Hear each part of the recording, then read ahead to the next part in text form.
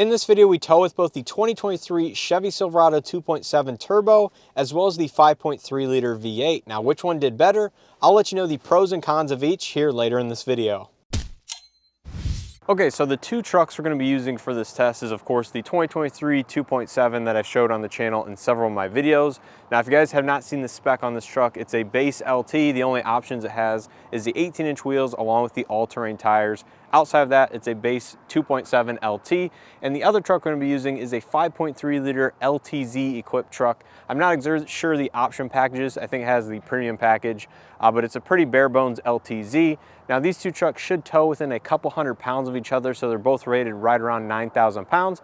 And the trailer we're going to be towing today is close to 6,500 or so, give or take a couple hundred pounds. So this should be a very good comparison for kind of a moderate to moderate heavy type of trailer. Again, this is well within the means of these trucks, but this should be, you know, a fairly average comparison in terms of towing and that of a travel trailer of a similar size and weight. So it will be interesting to see how both these trucks do. Of course, the 5.3 liter behind me is equipped with the 10-speed automatic transmission, where mine, the 2.7, is equipped with the 8-speed auto. So it will be interesting to see the gear ratios or rear axle ratios are a little bit different. I believe this LTZ has the 323 rear axle ratio, and the 2.7 has the 342 that comes standard in all the 2.7. But yeah, let's go ahead and check out the trailer we're going to be towing, hook it up, and start out with the 2.7.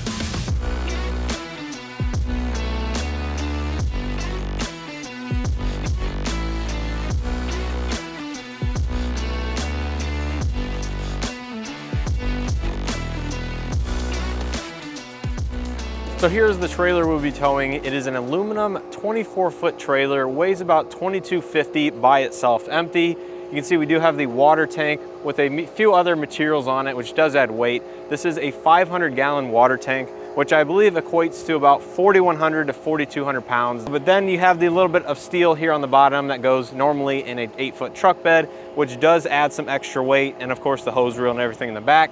So I'm thinking we're somewhere around the 6,500 to 7,000 pound range. Again, towing here with the 2.7 along with the 5.3 right after this. So this will be a very good test. Again, I think this is a good weight to test for travel trailers. So let's go ahead and hop in the 2.7, do our quick little loop, and then we'll go ahead and repeat it with the 5.3. So for each truck, we did the same 21-mile loop, and it was actually kind of the shortest route that we could find that had both city, highway, as well as interstate driving. So we got all types of driving with the trailer behind the truck, and it was a very good route that allowed us to do the same acceleration test on the same piece of roadway to see which one was faster accelerating with 6,700 pounds behind it. So believe it or not, this was actually the first time I've towed with a trailer, so I was pretty nervous, hence not having a lot of commentary from inside the cabin. But it was actually much easier than I thought, especially with this large of a trailer. 24 feet is kind of in the moderate size of things, and behind a 1,500 truck, it is fairly long. So this wasn't the smallest of trailer, nor the lightest of trailers, but overall, each truck handled it very well. So starting out, the Silverado has built-in trailer light testing features, so you can basically enable it on the infotainment system once the trailer's hooked up. Exit the vehicle, walk around the entire trailer and truck, and we'll go through the light sequence testing all of the possible light combinations for the truck as well as the trailer, so you can make sure you're towing safely with all of the lights hooked up and nothing is kind of burnt out or not connected via the trailer, which becomes a safety issue. Now, both trucks made light work of the trailer and the weight that was behind it. Both of them did not struggle one bit. It is well within the rated capacities of each truck. So that was nice to see that it was very confidence inspiring, especially for my first time towing. Now, when it came to the 2.7 in particular, the suspension felt a little bit tighter. Now, I'm not exactly sure if this is a difference between the 5.3 and the 2.7 that we tested, or if this was simply to do that the 2.7 was a newer truck, had about 550 miles on it at the time of towing, where the 5.3 had just over 6,000 miles. So the suspension was a little bit more broken in, obviously, in the other truck. So I'm not exactly sure if that was the reason behind kind of the 2.7 just feeling a little bit more taut, or if it is a true difference between the trucks. Now, if you do happen to know this answer, leave that comment down below. And when it comes to power of the 2.7, it had plenty. Now, I know a lot of people out there are hesitant because it is a smaller displacement or a larger displacement kind of 4-cylinder engine, but that had nothing to do with the amount of power. and pulling capabilities, as it did not struggle one bit. It had plenty of overall torque. I do like the 2.7 because it has a lot of low as well as mid-range torque.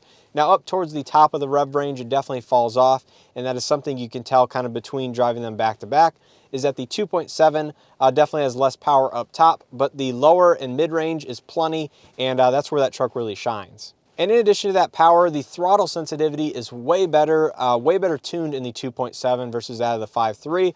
I'm not exactly sure if that's just the way the engineers tuned it, or if that has something to do with the kind of lower torque curve of the 2.7 being a turbocharged engine. But that is one thing I loved not towing as well as towing with that truck, was just the throttle sensitivity was on point versus that of the 5.3, which I really felt was not dialed in. Now, when it comes to braking, I really do like the brake pedal feel in both of these trucks. I think Chevy did a good job engineering the brake feel. It's near the top of the pedal is where you really feel the bite. And of course, as you get into the pedal, there's more stopping power available to you.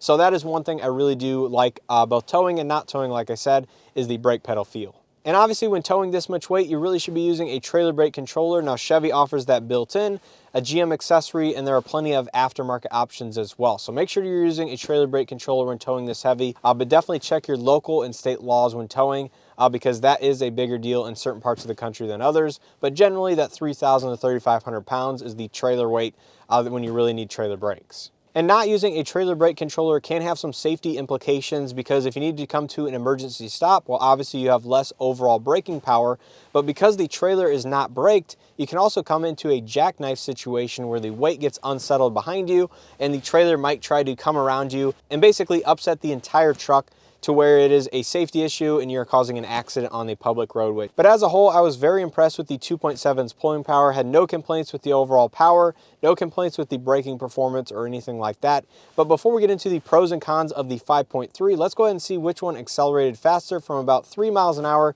all the way up to 60.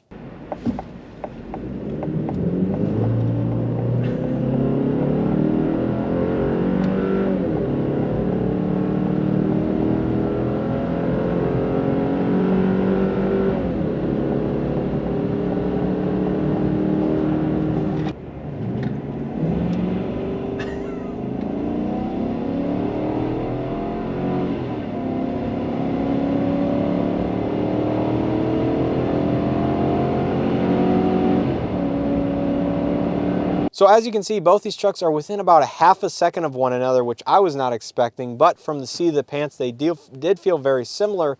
Now, we didn't want to go from a complete stop because that introduces more wheel spin potential. Now, there was a little bit more wheel spin in the 5.3 than there was the 2.7, so that might have something to do with the overall time. I'll give it maybe a half a second advantage if you take that wheel spin out of it, but considering both trucks have different outputs and different powertrains, it was very interesting to see that they were very similar. Now behind the wheel of the V8, obviously the throttle sensitivity was the absolute first thing I noticed getting in the truck. The throttle tuning is just not the same and not what my preference is on the 5.3. You have to push the pedal down like a third, halfway through the whole travel just to get the output you were looking for from the engine. Whereas with the 2.7, it's more like 20–25% of the throttle, and you're getting the torque and the power you're expecting from pushing that amount of throttle down on the vehicle. So that's just something I noticed. Now, obviously under full throttle acceleration, like you guys just saw, that is not an issue. And I will say the 5.3 did pull better at the top of the rev band, kind of upper 5,000, 6,000 RPM. It was definitely pulling a little bit harder than the 2.7. But again, that is expected with the kind of turbocharged outputs, is that they do struggle in the higher rev range. And paired to every other engine in the Silverado's lineup is the 10-speed automatic. And I will say it's definitely smoother shifting and had more ratios to choose from when towing the trailer. So if I had to choose a transmission, I would definitely choose the 10-speed over the 8-speed with the 2.7. I'm not exactly sure why Chevy is keeping that 2.7 paired to the 8-speed. Might be due to the too many gear ratios if you were to pair it to the 10-speed, or maybe it's just a packaging issue, maybe cheaper to configure. I don't know what the real reason is, but the 10-speed is definitely better than the 8-speed. And when it comes to suspension, the 5.3, like I said in the intro of this video, I'm not exactly sure if that has to do with the fact that it was just more broken in, or if it does have a different suspension setup, but the 5.3 definitely felt a little bit softer and a little bit more floaty in the front end than that of the 2.7. Now, I'm not exactly sure if the engine itself has more weight over the front axle versus the 2.7, but as a whole, I didn't have any steering confidence issues in either truck. They're both very safe, very stable on the roadway. I just noticed a little bit difference in the front end of the 5.3. And finally, because the LTZ had the surround view camera system, that enabled a blind spot view monitor on the infotainment. Now, this is a very large screen, over 13-inch diagonal, as you guys know, with the refreshed Silverados. This was actually very handy in my testing. Uses the cameras on the mirrors to kind of project down the side of the truck. So having the additional safety equipment of having the blind spot view monitor on the actual infotainment radio is very cool and something I definitely appreciated. Now, I assume this would also be available as a feature on the LT if you equip it with the correct package, which includes the surround view camera system, which is available again on the LT. But that pretty much wraps up my thoughts on the differences. As a whole, they were very similar between these two trucks. And I know this comparison wasn't as in-depth as some of the other comparisons out there. But like I said, these videos are very complex to make. And I did get sick after doing that video, so I kind of delayed in this video filmmaking. But I have had a lot of time to go over my thoughts around each truck. But like I said, they were very similar outside of the powertrains, which does create a slightly different driving dynamic. But in terms of stability, the overall platform, both of them did a great job towing the 6,700-pound trailer. So if I were in the market for a truck and towing something like this weight all the time, which one would I pick? Well, this is where I am conflicted because I really do like the 2.7. I actually like the sound of the 2.7. The turbo noises are very cool. I know a lot of people don't like that and consider it a vacuum noise, but I actually think it sounds a little bit better than the 5.3. But in terms of the 5.3, I do like the 10-speed automatic. So really my recommendation would be go down to your local dealership, test drive both trucks if you are able to, see which one you think does a better job just with the performance, the overall driving dynamics, stuff like that, and then go with that one because I really don't think you can go wrong with either option. The 5.3 has obviously been around much longer than the 2.7. 2.7's only been around about a year with the updated high output version, several years with the lower output version as well. So again, it comes down to personal preference, which one kind of suits your needs better and which one you prefer. So hopefully you guys enjoyed this video. If you did, please hit that like button below. It greatly helps out these videos and the channel. Make sure to hit that subscribe button if you guys are not already subscribed, and check out some of the other videos of the Silverado 2.7 series. I have my first impressions, likes, dislikes, the overall lighting of the truck, as well as obviously this tow haul mode. Now there will be another video or two coming in this series, including my final impressions where I kind of wrap up this whole series and give you guys more comprehensive view on my overall thoughts on not only Silverado, but also the 4-cylinder engine option as well. And I will have another video, I think, going over what my ideal spec of a Silverado would be in terms of the features, options, and equipment. Not so much of the engine and powertrain because, again, that comes down to personal preference. But there are some options and packages I would probably choose on a Silverado if I were to buy one myself. So keep an eye out for those videos here in the very near future. But hopefully you guys enjoyed this towing comparison.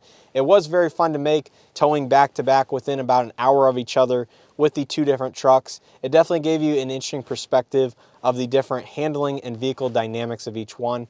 But overall, I thought they both did very well. So if you guys have any towing or feedback comments, leave that all down below. I'd love to hear it, and I'm sure anybody watching this video might like to hear your feedback as well, especially if you have a refreshed Silverado, but even the pre-refreshed ones of this current generation. Leave all that feedback below. Let me know which engine option and what you tow currently on a regular basis. I'm sure that will help some people out that might be looking to purchase a Silverado of their own. So I appreciate the continued support here on the channel once again. Let me know if you guys want to see this video series here with another make or model, and I'll see if I can make that happen. I thought this was a very unique experience, but hopefully you guys enjoyed this video once again. And as always, hope to see you guys in the next one.